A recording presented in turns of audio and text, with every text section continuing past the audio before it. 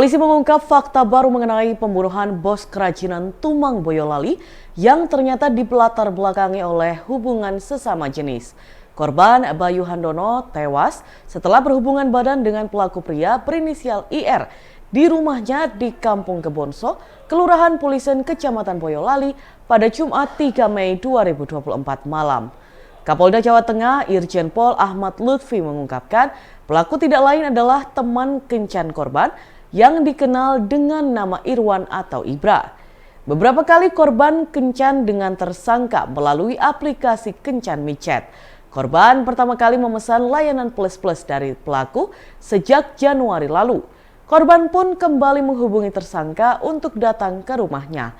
Namun tersangka minta dijemput oleh korban dan mereka sampai di rumah pada pukul 20.45 waktu Indonesia Barat. Tersangka diketahui telah menyembunyikan celurit yang dibawa dari rumah.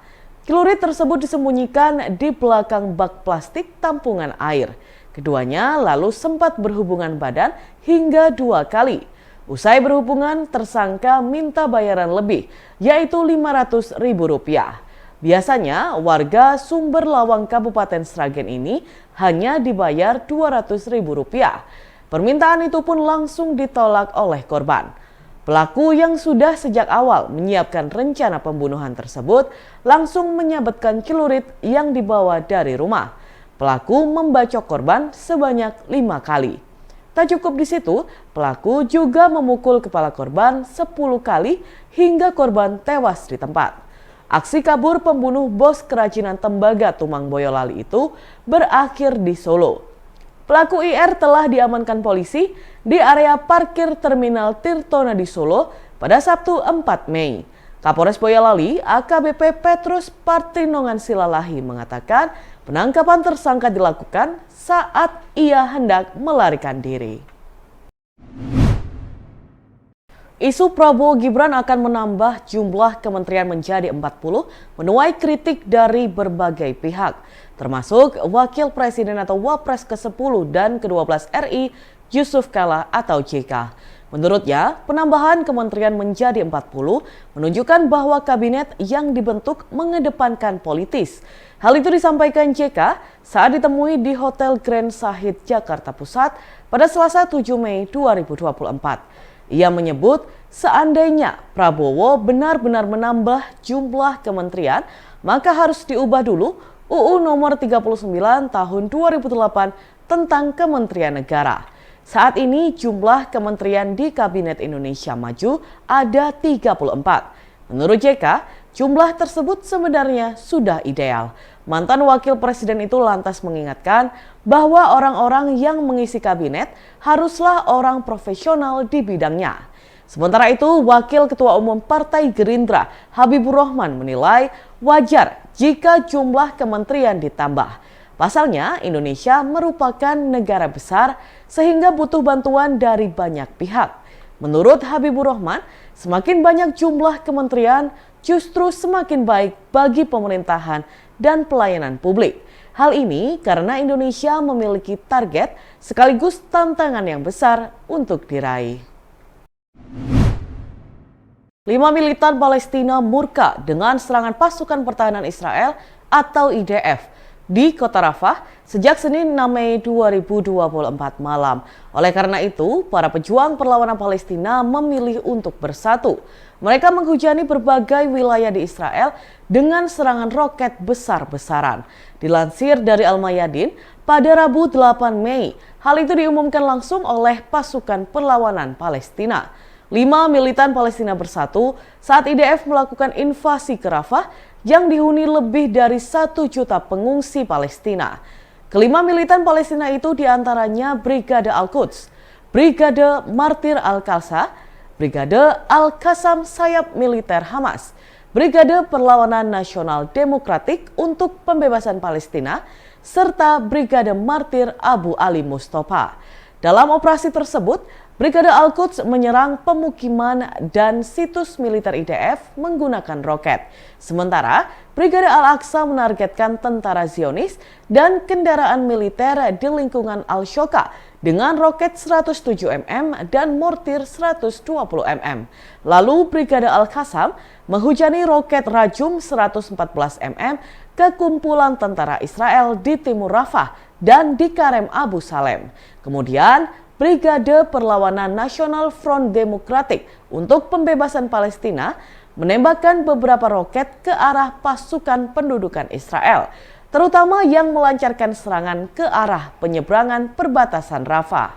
Sedangkan Brigade Martir Abu Ali Mustafa menembakkan rentetan besar mortir kaliber berat ke pasukan pendudukan Israel yang ditempatkan di poros Netzarim.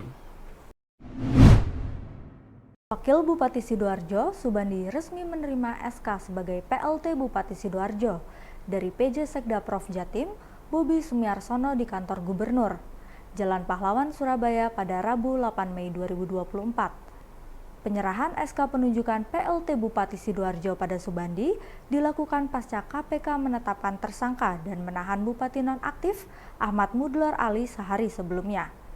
Mudlor diduga terlibat tindak pidana korupsi atas kasus pemotongan insentif ASN di lingkungan Badan Pelayanan Pajak Daerah Pemkab Sidoarjo senilai 2,7 miliar rupiah. Bobi mengatakan turut prihatin dengan kejadian yang terjadi di Sidoarjo. Pihaknya menegaskan sesuai prosedur untuk menghindari kekosongan pemerintah, maka Pemprov Jatim melalui PJ Gubernur Jatim memberikan penugasan kepada Wakil Bupati Sidoarjo selaku PLT Bupati Sidoarjo. Ia mengatakan hal ini sesuai dengan Undang-Undang Nomor 23 Tahun 2014 Pasal 65 Ayat 3 dan Pasal 66 Ayat 1 tentang pemerintah daerah. Bobi menjelaskan, tugas yang paling penting adalah menjalankan roda pemerintahan dan pembangunan, khususnya agar pelayanan publik tetap berjalan dengan semestinya. Selain itu, ia juga menyampaikan bahwa jabatan PLT Bupati Sidoarjo ini akan berlangsung hingga pelantikan Bupati terpilih hasil dari Pilkada serentak. Sementara itu, Subandi dalam wawancaranya usai menerima SK mengatakan ia siap untuk menjalankan tugas. Subandi menyampaikan akan menjalankan amanah sesuai dengan aturan yang berlaku sebagai PLT Bupati. Ia menegaskan bahwa pihaknya menghormati proses hukum yang berlaku dan menyerahkan semua proses pada yang berwenang. Layanan untuk jemaah haji lansia dan disabilitas terus ditingkatkan. Musim haji tahun 2024 ini ada layanan bus yang ramah lansia dan disabilitas. Menteri Agama Yakut Kholil Qomas mengatakan sudah melihat langsung dan mengecek bus ramah lansia dan disabilitas tersebut dalam kunjungannya ke Mekah pada Selasa 7 Mei 2024. Di Terminal Ship Amir, Menak Yakut menyempatkan diri mengecek kesiapan bus sholawat dan bus antar kota. Untuk bus sholawat, pihak syarikat atau perusahaan telah menyiapkan bus yang ramah lansia dan disabilitas. Untuk memudahkan jemaah naik, dek bus ini juga bisa diturunkan. Pintu bus juga dilengkapi dek yang bisa dilewati kursi roda. Menak Yakut mengungkapkan bus sholawat dan lansia yang disediakan sekitar 20 bus. Bus sholawat produksi tertua adalah tahun 2019. Banyak juga yang diproduksi pada 2022 dan 2023. Tipenya ada dua, yaitu City Bus dan bus ramah disabilitas atau lansia. Untuk City Bus, kapasitas mencapai 70 jemaah yang duduk dan berdiri. Sedangkan bus disabilitas dan lansia ada 18 kursi yang tersedia. Pada bagian tengah bus, ada ruang untuk meletakkan kursi roda jemaah haji. Setiap bus dilengkapi dengan pendingin udara, pemecah kaca, P3K, APAR, GPS, ban cadangan, tombol pintu darurat, dan banyak lainnya. Bus sholawat akan melayani jemaah dari hotel ke Masjidil Haram selama 24 jam. Ada 22 rute yang disiapkan untuk antar jemput jemaah yang tinggal di 5 wilayah, yaitu Syisyah, Raudah, Misfala, Jarwal, dan Reibaksi. Untuk bus antar kota paling tua diproduksi pada 2019. Banyak juga yang produksi 2023 dan 2024. Bus yang digunakan adalah tipe couch dengan kapasitas rata-rata 47 kursi. Meski demikian, masing-masing bus akan diisi maksimal 42 jemaah. Bus antar kota akan melayani rute Bandara Madinah ke Hotel Madinah dan sebaliknya, Hotel Madinah ke Hotel Mekah dan sebaliknya, serta Bandara Jeddah ke Hotel di Makkah dan sebaliknya. Menak Yakut menjelaskan, pihaknya telah mempersiapkan 76 halte. Di setiap halte akan ada petugas transportasi yang berjaga 24 jam penuh secara bergantian. Dan Tribunnews, berikut kita simak bersama wawancara dengan Menteri Agama Yakut Khalil Qomas. Saya bersama Pak Komjen dan rombongan melakukan kunjungan ini untuk 3 hari ke depan untuk mengecek persiapan layanan haji Indonesia. Hari ini tadi kita sudah lihat beberapa hotel dan sekarang kita lihat kesiapan beberapa bis yang disiapkan untuk jamaah, baik untuk bis sholawat maupun bis antar kota dari Mekah ke Jeddah. Ini saya kira meskipun saya lihat ada kemajuan yang lebih baik dibanding tahun lalu, ada beberapa perbaikan, namun saya juga punya beberapa catatan yang saya kira masih cukup waktu untuk memperbaikinya. Dan besok kita akan coba lihat bagaimana kesiapan layanan catering sama ya Pak Bo, catering terus sama ya, lalu sama ngecek beberapa hotel kembali. Namun overall sih semuanya oke dan mudah-mudahan di waktunya nanti benar-benar siap memberikan layanan yang terbaik pada jamaah. Baik. Petugas kantor imigrasi Kanim kelas 2 non tempat pemeriksaan imigrasi TP Blitar masih menahan 2 WNA asal Pakistan yang meminta donasi kepada warga dengan cara memaksa. Petugas imigrasi masih menyelidiki kasus itu untuk menerapkan pasal keimigrasian kepada kedua WNA asal Pakistan tersebut. 2 WNA Pakistan yang diamankan petugas imigrasi Blitar yaitu MI 45 tahun dan MA 40 tahun. Keduanya diamankan petugas imigrasi di wilayah Kanigoro, Kabupaten Blitar pada Kamis 2 Mei 2024. Kepala Kanim kelas 2 non-TPI Blitar, Arif Yudhistira mengatakan, 2 WNA asal Pakistan itu diamankan karena meminta donasi kepada warga atas nama negara Palestina.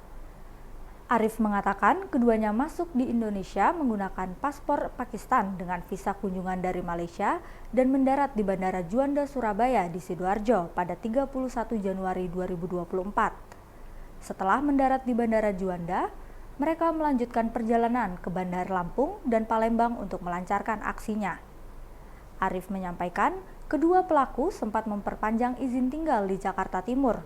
Perpanjangan izin tersebut terbit hingga 28 Mei 2024. MI dan MA sempat diketahui meminta-minta donasi di wilayah Kabupaten Tulungagung. Mereka meminta donasi untuk Palestina kepada warga dan takmir masjid, namun mematok nominal sejumlah Rp500.000. Awalnya, MI dan MA berada di Tulungagung, kemudian beralih ke Blitar, lalu akhirnya diamankan di Kanigoro, Kabupaten Blitar. Berbeda saat di Palembang, kedua WNA tersebut mendekati Basnas dan berhasil mendapatkan sejumlah uang. Diketahui, 1 dari 2 WNA Pakistan fasih berbahasa Melayu. Menurut Arif, selama di Indonesia, kedua WNA Pakistan itu berhasil mengumpulkan uang donasi sekitar Rp263 juta. Sebagian uang donasi sudah ditransfer ke rekening di Pakistan sebanyak 5 kali dengan nominal sekali transfer sebanyak Rp10 juta. Download Tribun X sekarang, menghadirkan lokal menjadi Indonesia.